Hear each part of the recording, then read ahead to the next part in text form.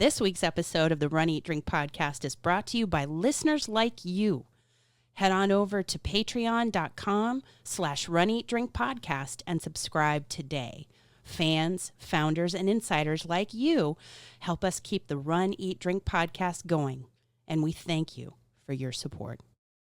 Hello, I'm Kevin from the Extra Mile Podcast and the Extra Mile Podcast Jeff Galloway edition, and you are listening to the Run, Eat, Drink podcast.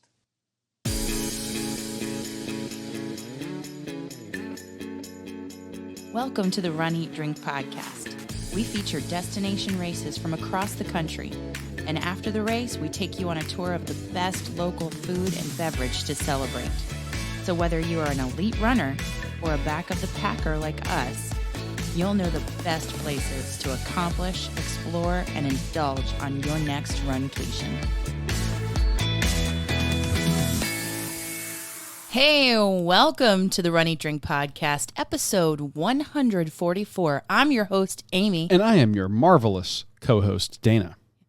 Every time you just slide in there with some kind of hint. A reference. If you will. Of what we're going to be talking about today. Exactly. Yeah. Exactly. Hey, guys.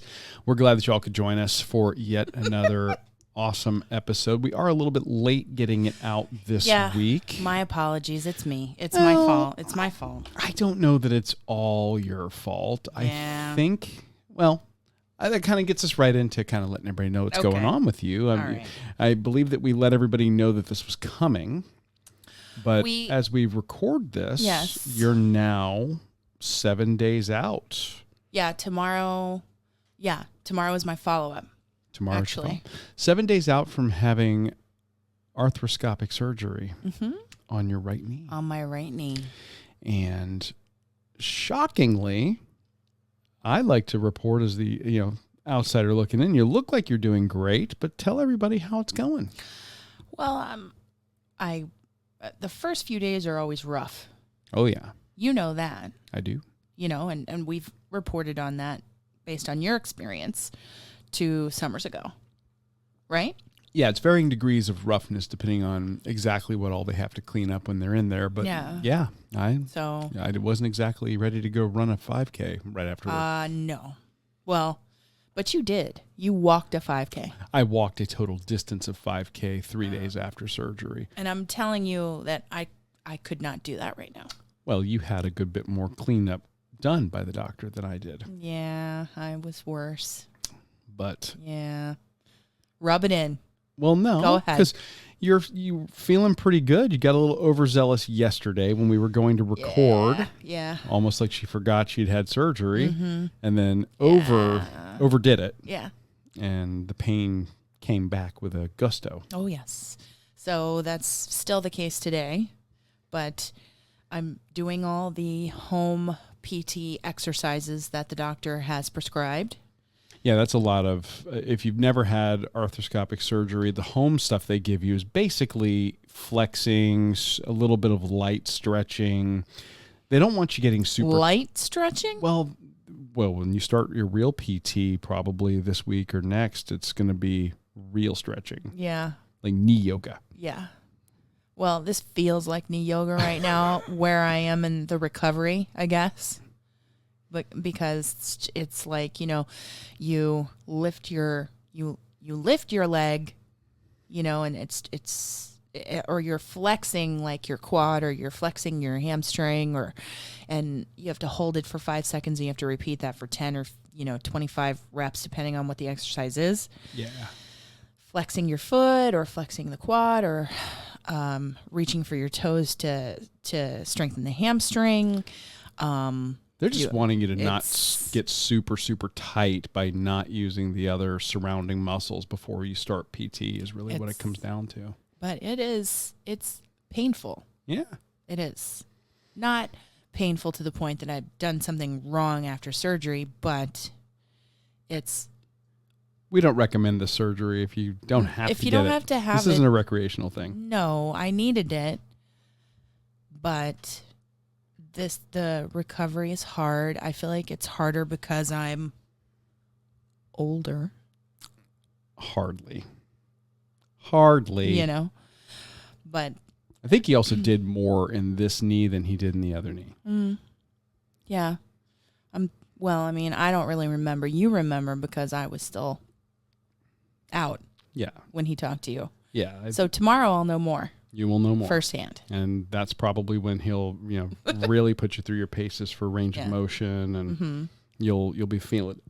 But I just want to say to everyone who's listening to the show, thank you for your patience while we kind of dealt with that and came in a little late for the episode, and all for the well wishes. I was going to say, and for everybody on the day of, I posted a picture of you heading in. I didn't know that you were going to do that. And coming out. Yeah. And you got so much love from the Runcation Nation. I did. And everybody was so sweet to send messages. I even got some private messages, just saying, hey, tell her we're thinking about her and all that. So, it was really nice, and couldn't do it as easily without you guys. So thank you all for being there for us. Yes, the virtual support is much needed and much appreciated. And some of you out there who have had challenges medically, injury, surgically of your own, who have kind of shared your recovery, your whole journey, as it were. Mm-hmm. Not to use an overly used term. No, I know. You know what I mean. I'm not saying it right, but it's the support, even though there are so many of you in our Runcation Nation family we haven't met. Really, really appreciate it. Everybody who's had anything done like that, and if it takes them out of training or running for a while, they know how it feels. Yeah. And, the FOMO that sets in afterwards. And speaking of FOMO, the race that we recap, the virtual race that we recap this week, I had a lot of FOMO when you ran it. Yeah, this is a Marvel themed. We are finishing up the Metal Chasers Assemble series, which is all based on the Avengers, the Marvel Cinematic Universe. And what I'm gonna owe the running gods. You will owe the running gods some mileage. So this week we are covering the Marvelous Run 10K, and this is themed after Captain Marvel. Captain Marvel. And we are doing something very festive for the food and drink. Yes. We had the chance to experience the Festival of the Holidays at Epcot. Yeah, it's a post-surgery tradition here in our household, apparently, that whenever somebody gets their knee scoped, we immediately go to the Disney to recuperate. And if you've got to get up and walk around, you may as well do it in the happiest place on earth. Right. So we scooted up that way, courtesy of some friends of ours who had some Disney Vacation Club points to give us. So nice. We got to experience the Festival of the Holidays at Epcot. Mm-hmm. And we have some amazing food and drink to talk to you guys about on that. We do, and we didn't even get to experience it all, but this one starts on the heels of the longest running Taste of the Food and Wine Festival. Yes. And it's the shortest festival, I believe. This is the shortest festival, and the Festival of the Arts runs a close second. Yeah, this one really only goes for usually right about a month. Yeah. And then they go right into the Festival of the Arts. So this is basically for the month of December. Yeah. That's a preview of the running, eating, and drinking portions of our shows today. We're happy that you're with us. I'm really happy because, I'm here with the dogs and the cats and doing stretches and recuperating on my own all day. And working on the show. Been putting some other stuff out. We are starting to, of course, do some planning for next year. Mm-hmm. So you'll be seeing a lot more from Aimee over the coming weeks as she is resting and recuperating and rehabbing. Yes. So let's talk the running, though. Or I guess I'll talk the running. Before you talk the actual running that you did, can we just commiserate over one thing that we don't get to participate in together? Sure.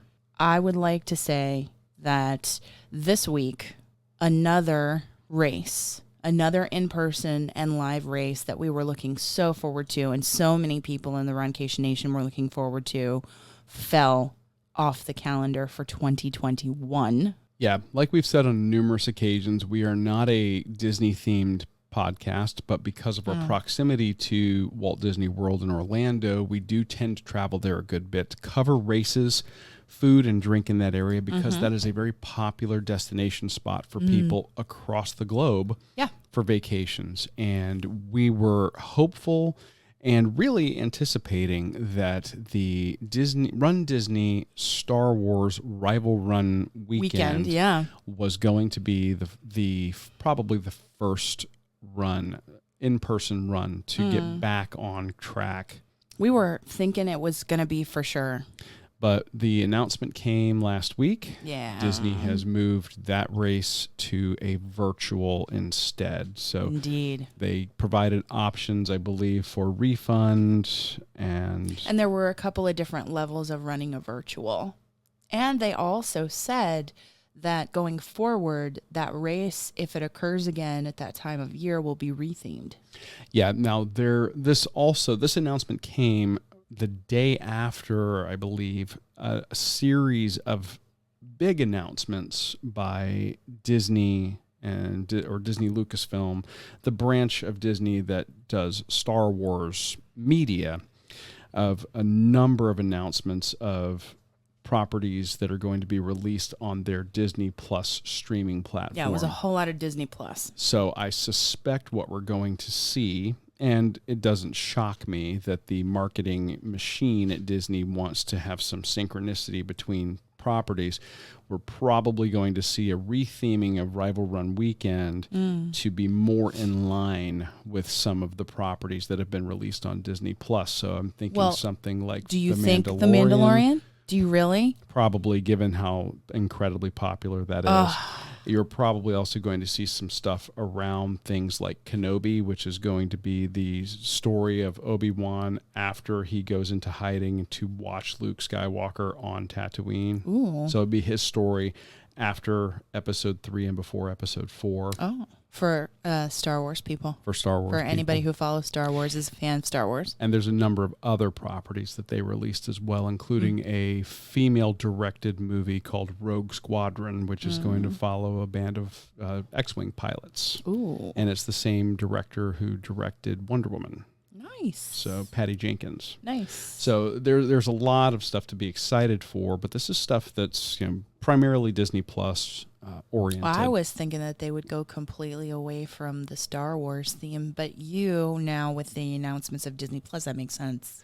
That's my guess. I wasn't even thinking about that. I was thinking, well, because they have ignored all the Avengers stuff when they canceled the California races, discontinued those, were they going to bring that in, or was it going to be something else? But you make a lot of sense. I would love nothing more for them to maybe do the next superheroes themed race series. Yeah.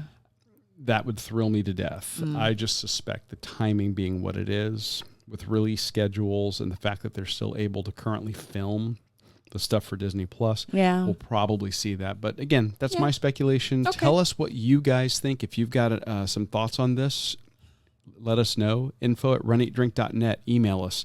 Tell us what you think Run Disney might do. We'd love to share that on the next episode. Yes. So yeah, that was disappointing, but yeah, and until Disney decides to do some superhero themed stuff, which could happen in the future. I mean, it's the next phase of the Marvel Cinematic Universe is set to begin. They've already started making some announcements about the next Spider-Man movie. Spider-Man 3, they're going to be bringing back the same actor who played J. Jonah Jameson. They're going to be bringing back Alfred Molina as Dr. Octopus. So we're actually going to see a little bit of crossover from some of the original Sam Raimi movies, as well as the new stuff that Disney Marvel has been doing. So that'll be pretty cool. It could be interesting, and depending on how they do it, if it's going to be a multiverse type thing or if it's going to just be using the actor. Yeah. So who knows? Not really sure how they're going to do that. We'll see. So until I can get my fix from Disney proper, our friends at Metal Chasers have been helping me scratch that itch. It's so true. And they're so well done. We've been talking about this series of races over the last several months here and there. We are now getting down to the last 3. We have this race, an additional 10K, and then we'll finish out the year, I believe. We actually, okay, well, I guess I shouldn't say we. Yeah, won't be we, unless I run with a mouse in my pocket. You've got to rest and recuperate. He does it for the show. He does it to bring these race themes, these awesome medals, and these worthy causes to you. Yes. We have a Black Panther theme. We have That's a 10K. Thor. The Thor is a half marathon. We have Tony Stark. And we have Tony Starks. Yeah. Yes. Okay. So 3 more races to bring in. Mm-hmm. So that's going to be how we're going to be finishing out 2020. Yeah. Yeah. So it's going to be, there's some really cool races, great medals coming up. This one in particular, though, is modeled after a more recent release in the Marvel Cinematic Universe. And this is themed after Captain Marvel. Yes. That is, of course, the MCU release that was helmed by Brie Larson as the titular hero. You had CGI-enhanced younger versions of Agent Phil Coulson, as well as director Nick Fury. Of course. And you learn how Nick Fury loses his eye. We won't give any spoilers. No. But it was. Although it's been out there for a pretty long time. It's been out there for a bit. Yeah. But that was, I believe, the last theatrical release before Avengers Endgame. Yeah. If I'm not mistaken. Yeah, because it went Black Panther and then, right? Something like that, yeah. Yeah. We'd have to think so. We would have to look at the timeline. So this race is themed after Captain Marvel. The medal itself is modeled after her emblem that she wears on her chest. And it's super cool. I think they've got that stained glass effect as a special effect this time. I actually prefer, in most medals, I prefer like stained glass elements to spinners or other things that move. Well, I mean, they tend to be more durable. Well, when they did the spinner for the I Can Run All Day 10K for Captain America, I liked the way they did the spinner, that it was going, it wasn't spinning on an axis so that you could just like spin it right off the metal possibly. Right. It's spinning just circular. Like a wheel. Like a wheel. That makes total sense. Yeah. So, But again, in typical fashion with metal chasers, their metals are super high quality. This is a very thick, heavy, quality feeling metal. It is gold tone in color all over. It has the stained glass accents like Aimee was talking about. It's kind of like a split red and blue backdrop to the starburst that she wears on her chest. All of the lettering on this is engraved and colored, with an enamel on the inside. It says Virtual Run Series at the bottom next to Metal Chasers, a symbol, which is, of course, done in the Avengers font. Yeah. And it says Marvelous Run at the top. And then on the back, you see what's on the back? On the back of it, yeah. On the back is actually kind of cool. This is a nice touch. This is a color engraving of the pager that Captain Marvel gives to Nick Fury, that you see him try to activate, or he activates right before he turns to dust when Thanos does the snap. Well, that's a massive spoiler, but okay. Yeah. So anyway. Spoiler alert. I mean, it's been years since the movies came out. At this point, if you haven't seen it, that's on you. So, but anyway, sorry. So, beautiful metal, really, really high quality. But what I like about it is that this, like their others in their series, supports a charity. Yes, it does. And I love this charity. I love the backstory of this charity. It was started by a mother whose son would wear nothing but a superhero cape to school. Nothing but a superhero cape.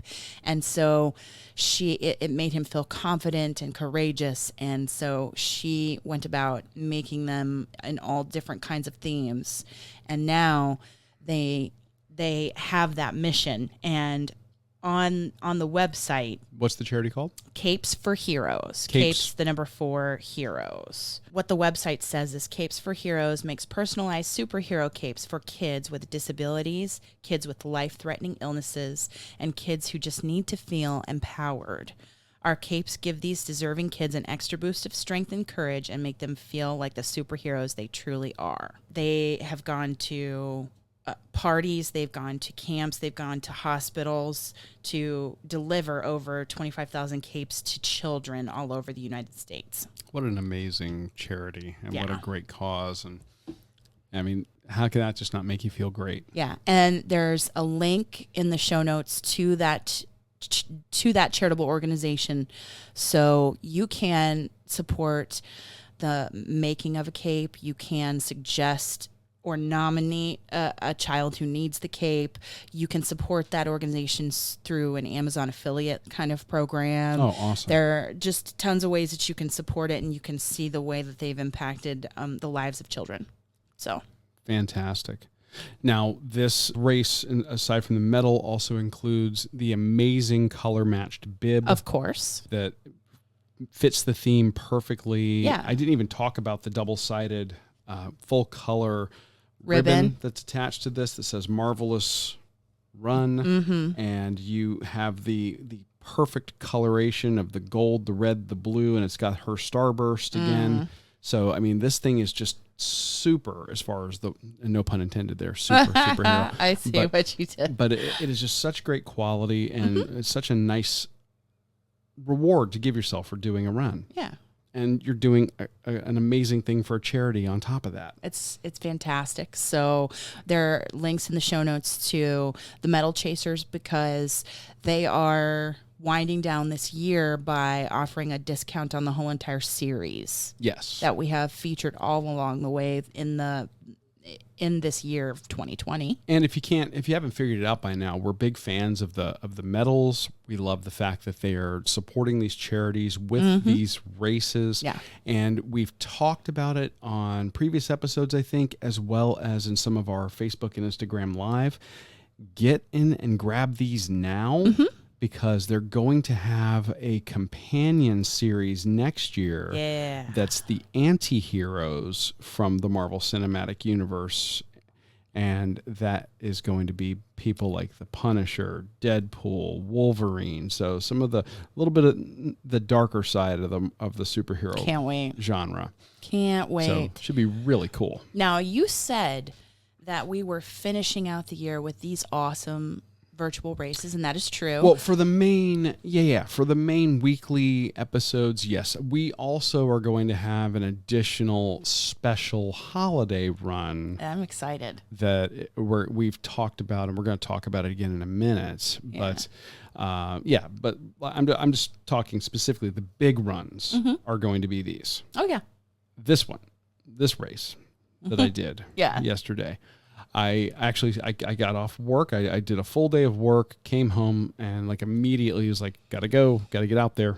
Well, I think that's a good strategy. I mean, if you're talking about getting out there and running after work, it's really hard. It's so difficult you have a whole day of work on you, all the stresses, all of the things that you have to do, or if you're people who are in the industry like doctors, nurses, in the retail world, on your feet all day. When you get home, I feel like that's an excellent strategy to you have your stuff set out on the table and you just change and you get your water bottle and you get out there. Well, that was just it. I had gotten up early, went to work early because we took that extra day coming back from Disney.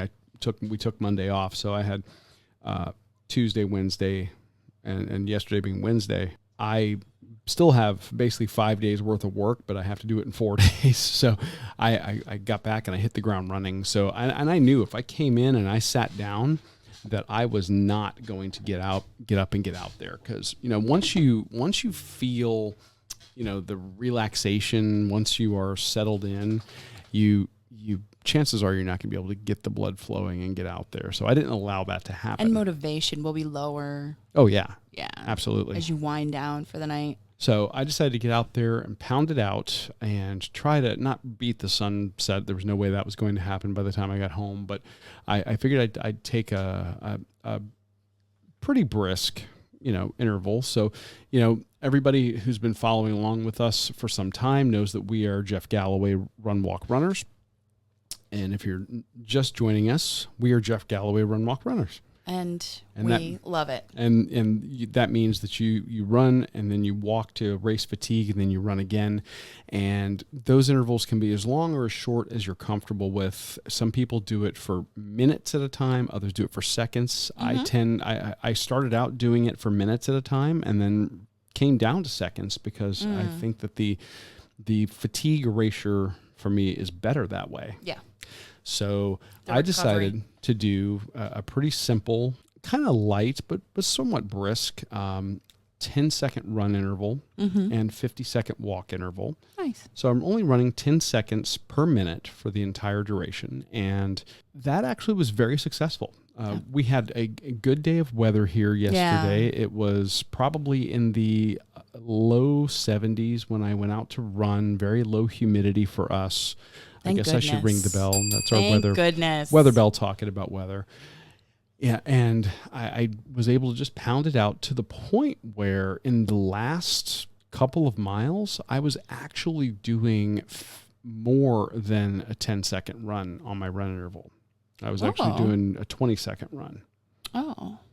Because I was just feeling that good. It was actually the weather was cooperating. I was hydrated and kind of once I got the funk of being, at work out, in the first mile or so, I was able to really kind of, focus and embrace it and just go. So I did a total of 6.22 miles in an hour and 26 minutes, 26 seconds. And what that means is my average pace was a 13-minute, 54-second mile. So sub 14-minute miles. Love that. Awesome. For the full 10K. That's and fantastic. I believe that if I looked at my individual splits, I had negative splits. And negative splits are, that you run slower miles in the beginning and then they progressively get faster. So your last one is actually the fastest. Typically, you wouldn't have that if you start out too fast. And I love how you had more energy in the tank at the end to push it. I did. And that was a great example of what Jeff talks about and the reason for doing this strategy. Yeah. And I actually could have gone longer. I had enough energy at the end of the run to maybe do another lap on our street. And the course was very, very simple. I was just basically doing a very long oval lap on our block. So we live on a stretch of road that is, if you go out our driveway and to go down to the end of the street to the left of us is about 0.3 miles. And if you go all the way down to the end on the other, it's 0.51. So it's about 0.81 miles total on our street. So I just basically did laps. And we're speaking about Jeff Galloway, and I am applauding your effort to have more in the tank at the end to go faster, because this past weekend would have been the weekend that we were in Atlanta for the Jeff Galloway half marathon weekend, which is like the Northside Hospital.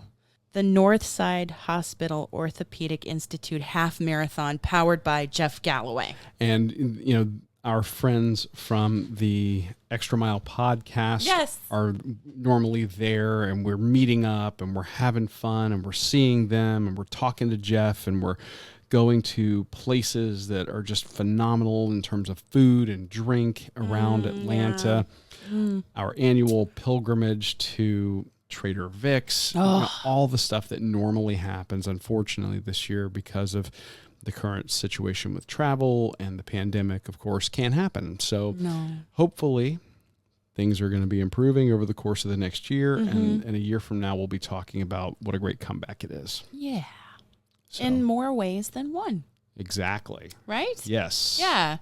So we had Kevin, our friend Kevin, at the top of the show introduce us. Yes. Because he is the host of the Extra Mile podcast and the Extra Mile podcast, the Jeff Galloway edition. And if you want an awesome resource for learning about the Run, Walk, Run method, about stories and race recaps and training recaps, both of those podcasts are just chocked full of information. Yeah, and we know that we have a lot Useful. of listeners who are not necessarily runners, but maybe you're getting inspired to get off the couch and try your first 5K, and the Galloway method is one of the best ways to do that. Yeah.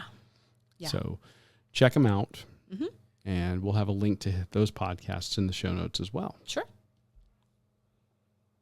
There's one more race that we need to talk about. There is. Because I said that we were going to focus, that these are the big races, Mm-hmm. but we have a festive race that's a little smaller, a little shorter in distance that we've just got to let everybody know about. Yeah.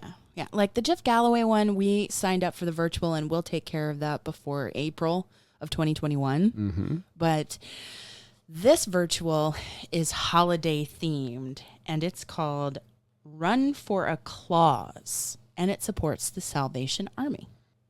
You can find out more about it at runforaclause.com, but we have a discount code if you want to run this awesome race. And a couple of weeks ago when we did a live, we unboxed the race swag. And it is by far one of the most fun virtual race swag bags that we've seen. Yes. Period. Yeah, because from their website it says run anywhere you want at any time, and it's a 5K or a 1 mile.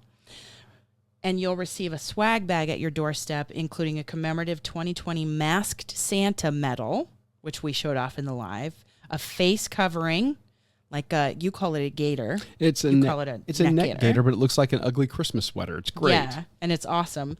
And a stocking, a blue stocking with the race logo on it, and a Santa hat and beard, so that you can dress up for your virtual. Yeah, and the virtual is a 5K walk or run. You can complete it anytime during the month of December. We are going to do it Christmas morning. Yes, and it can be a 1 miler as well if they have that on their website.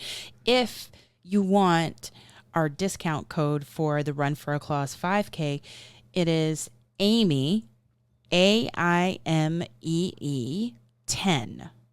All together, all one word, AIMEE 10 will get you 10% off the Run for a Cause 5K. Support the Salvation Army. Do an awesome festive virtual. Get your entry in and join our team. Yeah.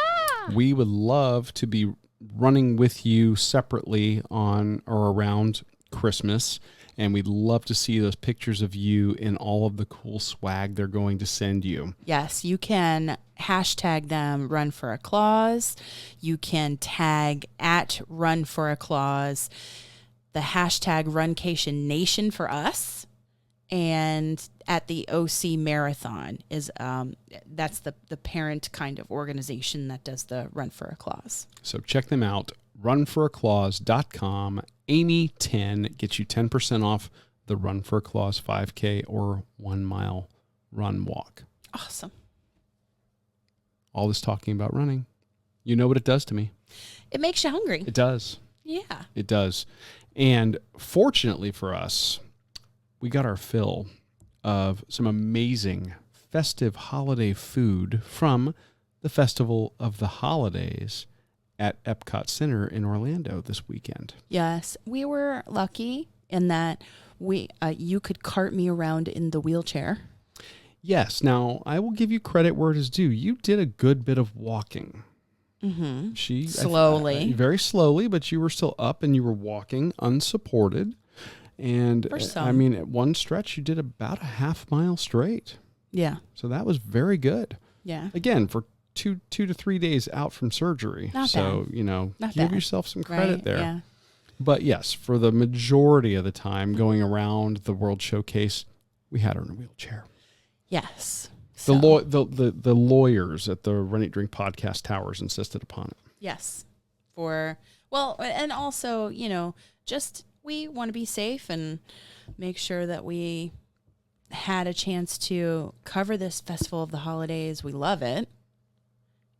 But also not re-injure or make Exacerbate. anything exacerbate the recovery time, that kind of thing.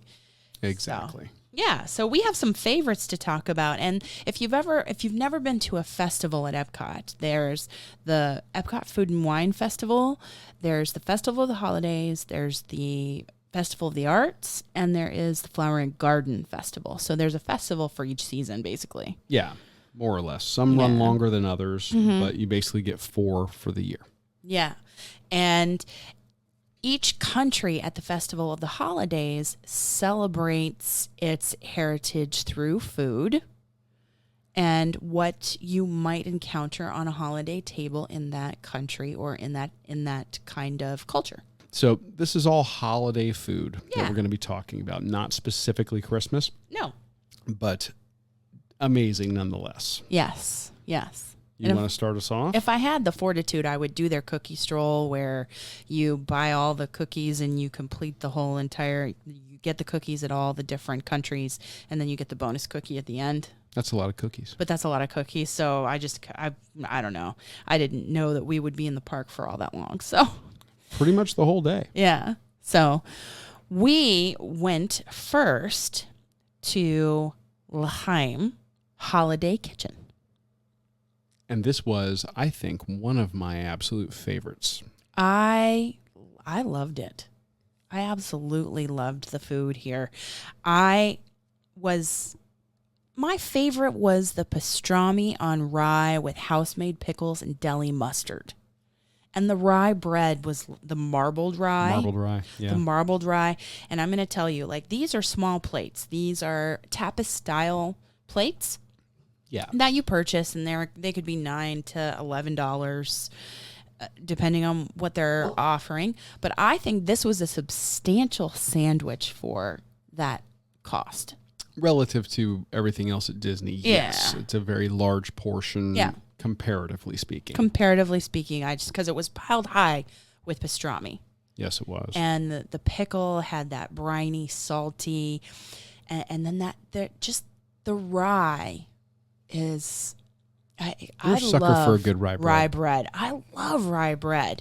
And that marbled rye is just a little bit different from your standard brown rye. Yeah, I think it's heartier in texture. And it was a thick cut bread to hold on to all of that meat in the sandwich. And then the tanginess of the mustard was just delightful. I love pastrami. I think it's one of my favorite deli meats. When done correctly, you can do it hot or cold. This was, I would say, cold. I mean, it wasn't room temperature. Yeah, I mean, it was. Kinda. It wasn't like a hot pastrami on rye, but it was, which I think was smart, flavorful. It's a higher fat content. Spiced brisket. So good. I think it was good to have it at the room temperature so that the bread didn't become soggy. Oh, right. Because the meat was so moist. Absolutely. Yeah. So, and what did you like there? I went with the smoked salmon potato latke. And you love smoked salmon. I love smoked salmon. Tell you what. I love potato latkes, which is basically a potato pancake. Think of it as like a Jewish hash brown, basically, topped with this amazing smoked salmon. It had a little bit of a drizzle of sour cream and little microgreens. It was very beautiful, very, very pretty. The latke had a nice crispy exterior. The potato was creamy on the inside. The smoked salmon had that great smoky flavor.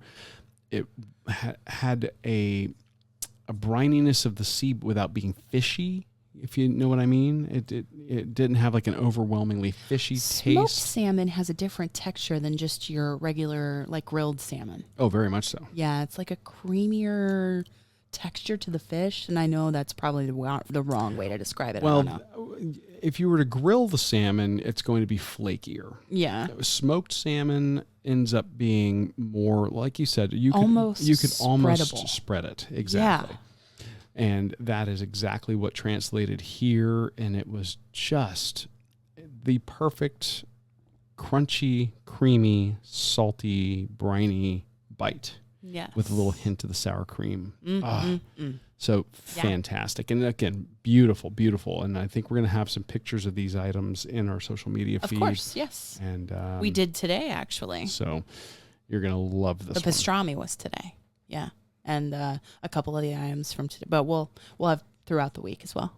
Yeah. Now, there was another place there. You can go to the different countries around the World Showcase that have, their selections that they're going to be offering. And those countries change depending on which festival is running.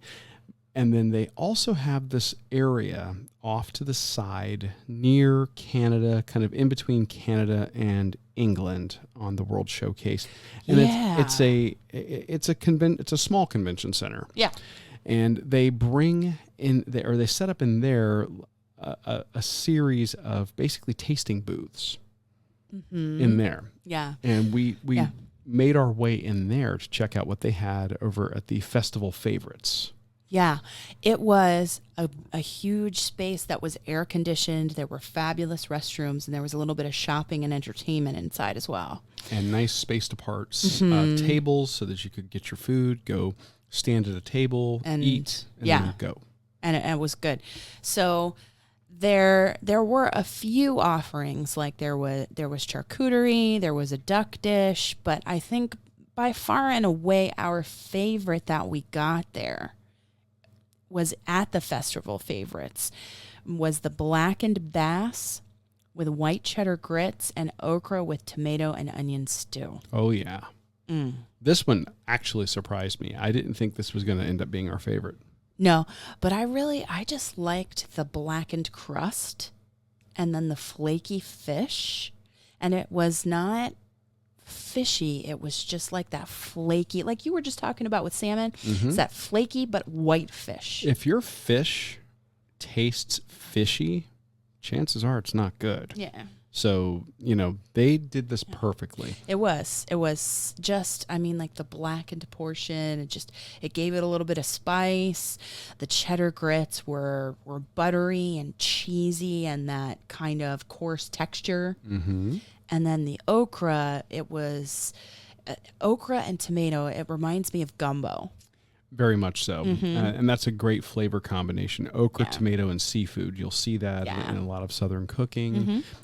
I liked the fact that they had not only the stewed okra and the tomato, but they also had some fried okra pieces on there as garnish. So you had a textural component as well. So you could get some crunch, but then you could also get kind of the softer version of the vegetable too.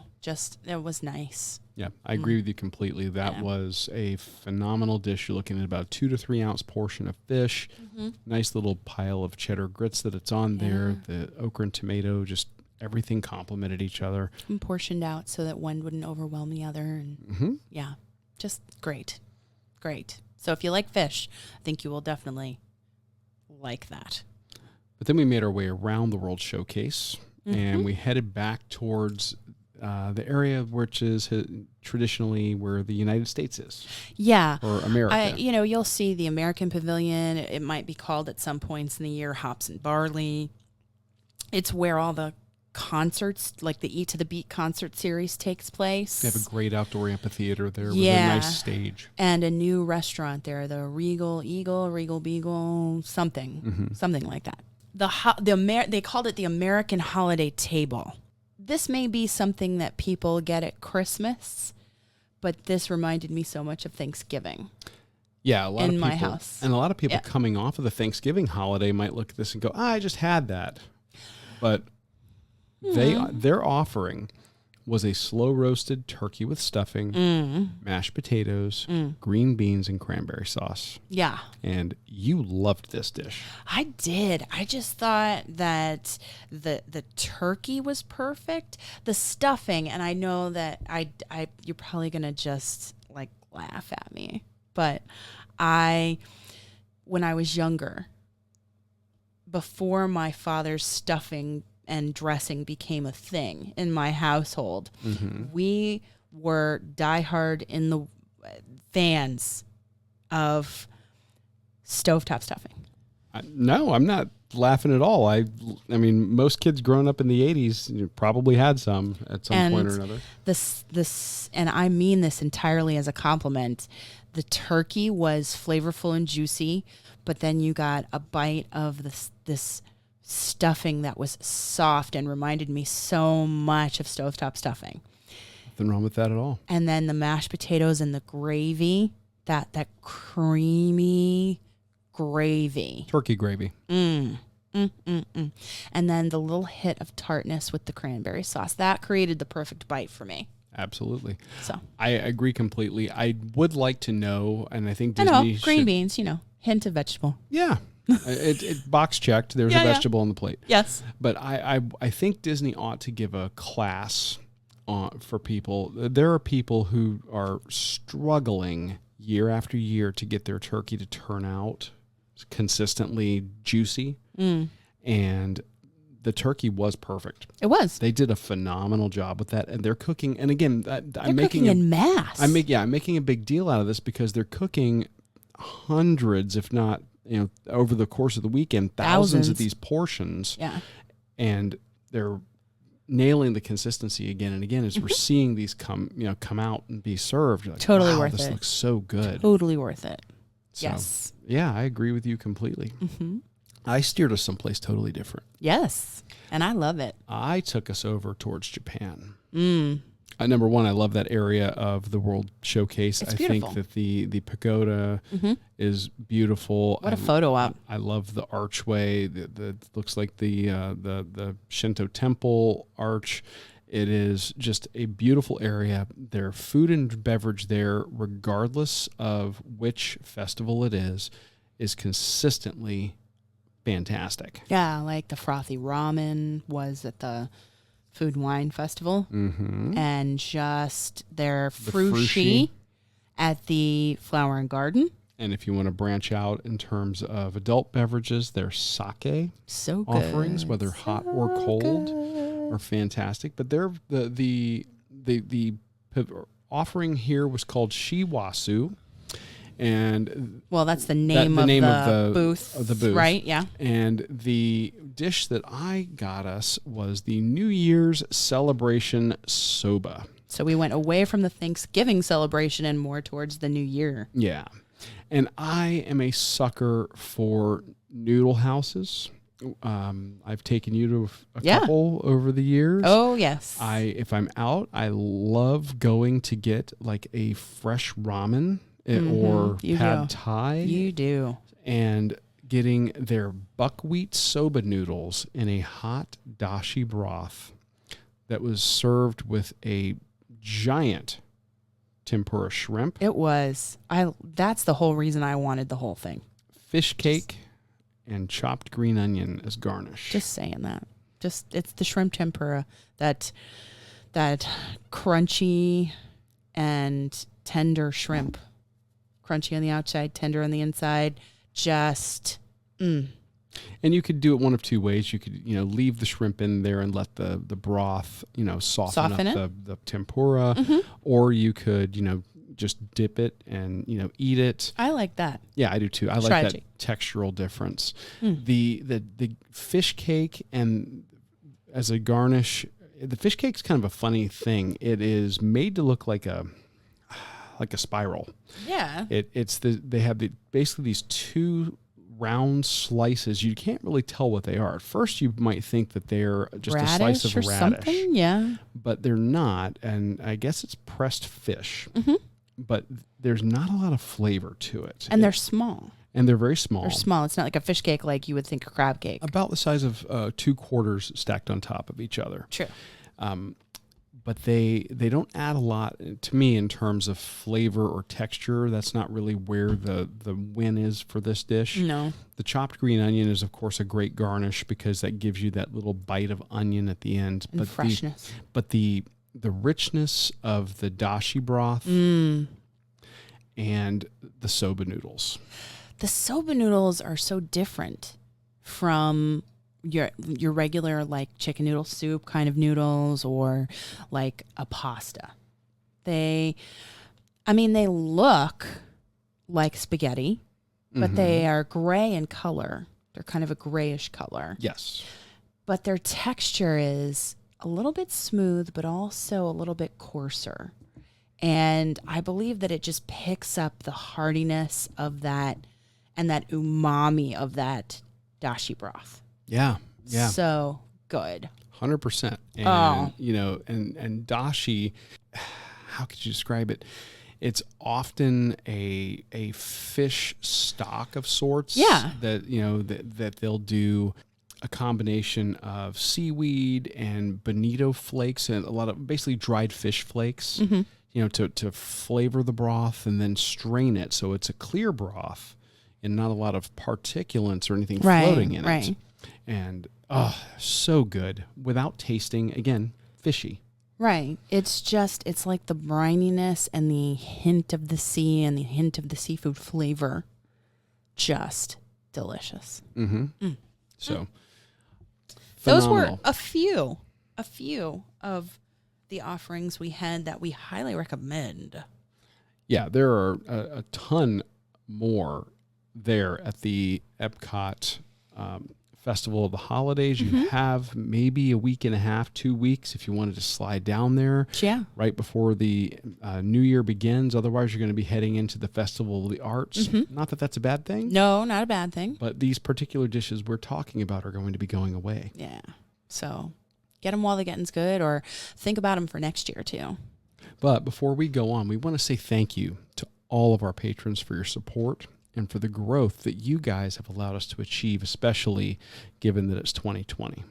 That is so true. And we in 2020, we have seen so much of our audience really connect with us on lives and just reach out to us through social media and become a part of our Runcation Nation family.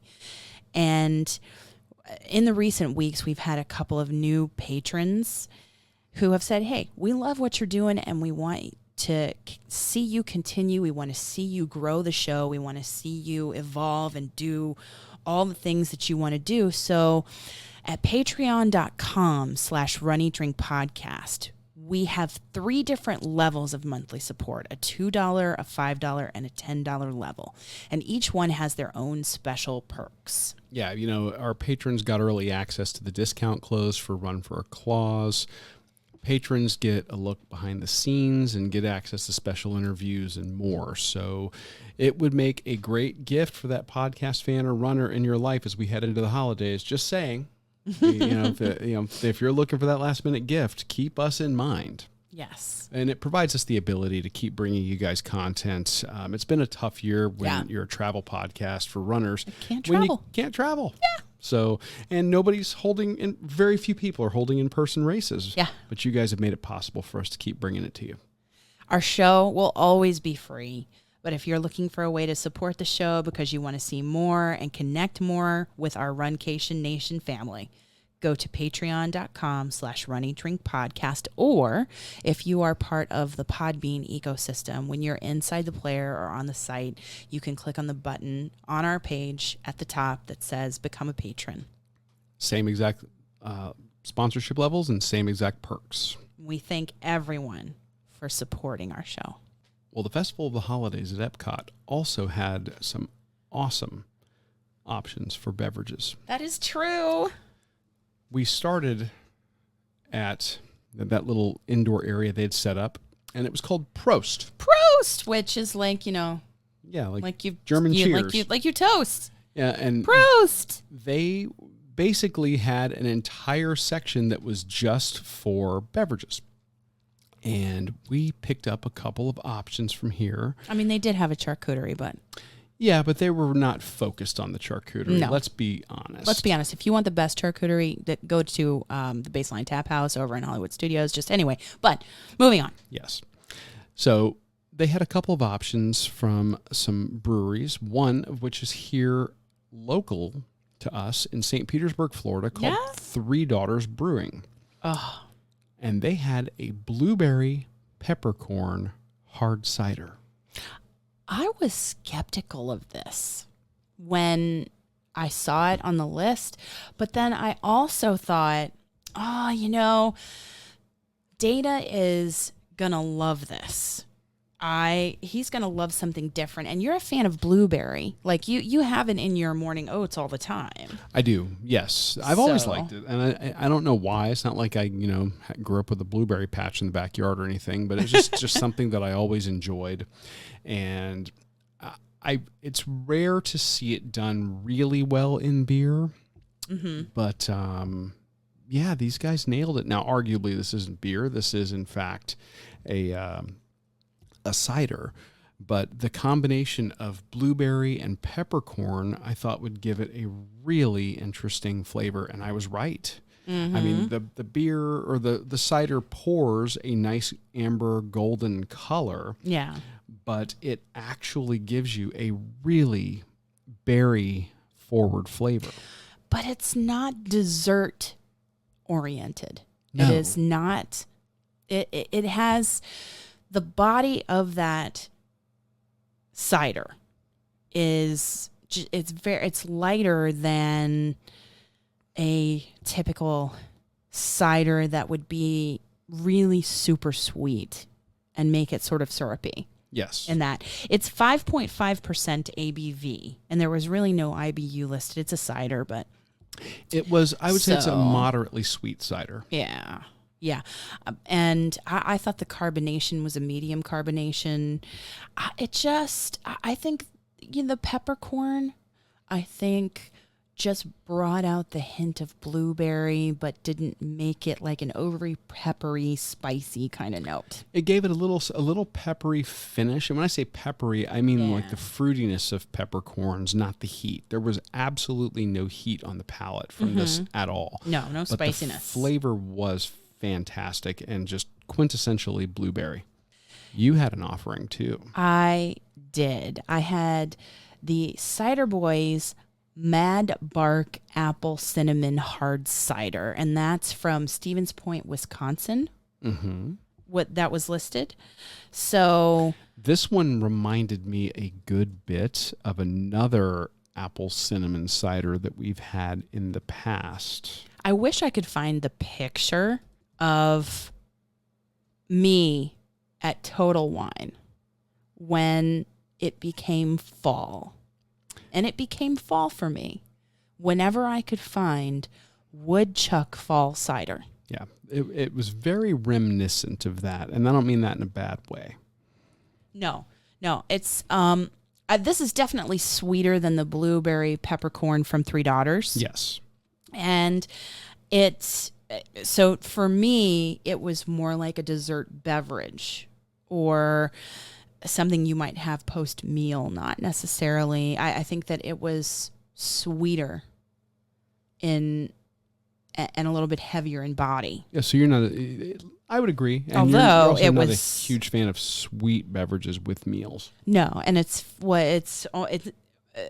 were talking about the Three Daughters is 5.5%. This was only 5%. Yeah. And it's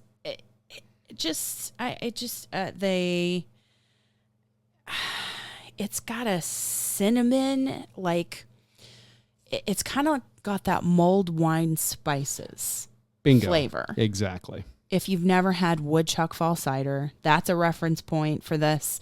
But if you've ever had mulled wine where you get the cinnamon, the clove, the nutmeg, that is just kind of the essence all wrapped up in an apple flavor with a little bit of a heavier body and a lower carbonation note. Yeah. So good call. Yeah. We went to another relatively new offering around the World Showcase. We featured them a while back, and this is a cart called Citrus Blossom. And this is a cart that really features flavors of citrus from around Florida. And they were featuring a brewery that's actually kind of near and dear to my heart. It is a brewery that opened up maybe 2 miles from my childhood home. And we've been there to the tap room before. And this is 81 Bay Brewing Company in Tampa, Florida. And they were featuring a cinnamon cranberry orange wheat ale. Yeah, 5.8% ABV. and American pale wheat. And this, I thought, was one of the most interesting beers or interesting beverages that we had. This was probably my second favorite of the day. Oh, because your favorite was the blueberry peppercorn? No, my favorite hasn't come up yet. Oh, okay. My bad. But Sorry. This one had a really nice tartness of cranberry right at the beginning. You had kind of a nose of cinnamon after you swallowed, and then you got the strong flavors of the citrus and then the wheat finish on this beer. I thought it was very refreshing. I was going to say it was the weather was perfect for us while we were here, but if this had been a little warmer out, this was a perfect warm weather beer. Yeah. Very sippable, it reminds me of the flavors, and we talked about last year when we did Thanksgiving favorites, we talked about your orange cranberry vodka that you make, and it's reminiscent of those flavors. Yes. Yeah. So I liked it. I liked the color. It was a cross between the orange and the cranberry. So like almost a sunset. Mm-hmm. Exactly. Yeah. Yes. Yeah. So a little bit hazy. Mm-hmm. And it's not really like when we have these specialty beers that are made specifically for Disney and for these festivals, you don't find a whole lot of information about them. It's hard. Sometimes the brewery will list some things on their website. Sometimes not. And usually the only place you're going to find these beers is at the festival. Mm-hmm. Which is sad, but also makes you savor them, right? Mm-hmm. I guess. Anyway. So we move back to that indoor area. The festival. To the festival favorites cart. Yes. And I saw this one and had to grab it. I love coquito. Trying to describe coquito. In fact, our local distillery here, Wicked Dolphin, just recently had a coquito making party. Oh, there. This is typically made with rum, sweetened condensed milk, coconut cream, and additional spices. Traditionally consumed during the Christmas season in Puerto Rico. This comes off, though, the presentation and the look of it. It is just very much an eggnog, but what you'll traditionally see is, again, with rum as opposed to brandy or whiskey. The best way I could describe it is eggnog, made with, in this particular case, it was made with Bacardi Gold dark rum, and it gives you that smooth, creamy texture. They actually dropped a cinnamon stick in there for you to swizzle around. So I saw this one. I had to go for it. I love coquito. I love eggnog. So yeah. And I'm a fan of rum. So yes, there's win, win, and win. Yes, indeed. You had a winner. I loved the dusting of cinnamon on the top. Mm-hmm. Also, and I also loved the nod to kind of s'mores or by the fire in winter and hot chocolate in the next beverage we had from Festival Favorites, which was a frozen s'mores with whipped cream vodka. So it looked like a chocolate milkshake that was topped with those little tiny marshmallows. Mm-hmm. And a graham cracker. And it had like the body of a frozen drink. But it packed a punch with that whipped cream vodka. That it was like a grown-up hot chocolate that was frozen. Yes. I don't know how else to say it. No, I think that's a good way to describe it. There's a certain flavor that you get from like a powdered hot cocoa or hot chocolate mix. Yeah. Where you have the combination of the sugar, the cocoa, the stabilizers, everything. If you've ever eaten the cocoa powder out of a cocoa packet, you know what I'm talking about. Yeah. It tastes different than a chocolate bar. It does. It tastes different than the chocolate by itself. Mm-hmm.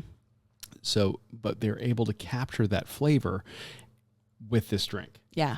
It was good. And that whipped cream vodka did not have a real boozy quality to it No, at so all. I feel like if you got this on your own, you would be and nothing else, no food, no other, you would be feeling it. Yes. Mm-hmm. So one last beverage, or two last beverages. One last place. Where we got the American holiday traditional kind of Thanksgiving nod in the food portion of our show. Mm-hmm. We also got a couple of beers, local beers, out of Clearwater and Titusville that were fantastic. And I loved Shipyard's offering. Shipyard Eggnog White Porter. Okay, porters, you typically think they're dark. You know, they might have a creamy white head, but they are dark, not even see-through most of the time. Mm-hmm. This was a white porter, so it looked, it looked like a cider, or it looked like some kind of, lager, just that color, that yellow color. But it was just, it's like the lightness of beer with all the deliciousness of eggnog. Yes, this was my favorite of the day. I loved it. We should have gotten 2 of these. We should have. Yeah. Double fist. This was, I think, the best beer of the day that we had. This one had a nice medium body. It had all the, like you said, the flavors of eggnog. Yeah. It had a lot of the spice and the traditional spice like I'm talking about of cinnamon and nutmeg. Oh, so good. I got but it wasn't, it didn't have such a heavy body like dessert beer do. That dessert beers do. Now, the Playa Linda that we got there. That was my beer. Yeah. This was Playa Linda Brewing Company's Peppermint Chocolate Stout, and this is brewed in Titusville, Florida. And this is the beer that cemented in my mind that I do not like peppermint in beer. No. That said, Playa Linda makes some fantastic beer. I'm telling you. It's a great brewery, and as a chocolate stout, I want the non-peppermint version of this beer. Ah, I see. The actual chocolate flavors coming through were fantastic. The mouthfeel on this beer was nice, a medium to heavy body. Yeah. It was delicious, but then I would get hit with the peppermint, and I just am not a fan. And we kind of learned that doing some of the holiday beers on our Facebook and Instagram Live. Yeah. So live and learn. For science sake, I tried this one, and I have decided that I do not like them. I will not be getting them anymore. I do not like them, Sam I am. Like that whole Dr. Seuss thing. You take me down. That's exactly it. When you say it like that, but it's true. Peppermint, I've never been a fan of in ice cream or leave it to the breath mints. That's all I have to say. Right. Yeah. And this is a brewery that I normally really like. So, and again, I would do this chocolate stout if it were without sans peppermint all day long. I mean, they've done some post-race beverages. Oh, yeah. For Run Disney that we have really, really liked. And I just, Don't they brew the Three Amigos or the Three Caballeros? Yeah, I think that's them. Yeah, the Three Caballeros beer that is served, I believe, only at Disney. So, fantastic brewery. If you like peppermint or you're willing to try that combination of peppermint and chocolate in your beer, then I would say give this one a shot. If you have already decided that beer and peppermint are two flavors that should not mix, then what I would suggest is maybe looking at a different offering from Playa Linda, or in this particular case, try the Shipyard Eggnog White Go with Porter. the eggnog. If you're at the holiday table, if you're at the American holiday table, just get the Shipyard Eggnog Porter. Each of you. You're in a couple. Everybody get one. Everybody get one, because you're going to love it if you love eggnog. So So there we have it. There we have it. That is a whirlwind tour of the food and beverage from the Epcot Festival of the Holidays. Indeed. And we were so glad to be able to, or I was so glad to be able to run this week's virtual race for Metal Chasers, the Marvelous Run 10K themed after Captain Marvel. Aimee has done an amazing job at her comeback. She is underselling her progress a little bit, but I'm very proud of the work she's been doing. Under promise and over deliver. So that's what I'm saying. That is going to be it for this week. We So- have a busy week of running ahead of us. Yeah, you do. I do. By we, I mean me. Yeah. And then you have a busy week of rehab ahead of you. Yes. Please consider giving us a rating and review on Apple Podcasts this week. If you love what we do, that would help others find us as well. Yes, and we appreciate all the ones that are there. We are afraid that some may fall off. So if you haven't reviewed us in a while, go back, give us a rating and review. Make sure it's there. If you know somebody who hasn't yet, guide them to Apple Podcasts so that we can grow our Runcation Nation. Thanks for joining us on your long run, commute to work, around the house, decorating for the holidays, wherever you are. We're glad that you joined us. I'm your host, Aimee. And I'm your co-host, Dana. Stay safe, stay well, and we will talk to you really soon. Thanks for listening to this week's episode of the Run, Eat, Drink podcast. We're having another great year thanks to your support. Don't forget to follow us on Facebook and Instagram. We're at Run, Eat, Drink Podcast. And on Twitter, we're Run, Eat, Drink Pod. You can also give us a call at 941-677-2733 or send us an email at info@runeatdrink.net. Visit our website at runeatdrink.net and click on the subscribe link so you don't miss a minute. Find out how you can support the show at patreon.com/runeatdrinkpodcast. Accomplish, explore, and indulge right along with us. We'll talk to you next time.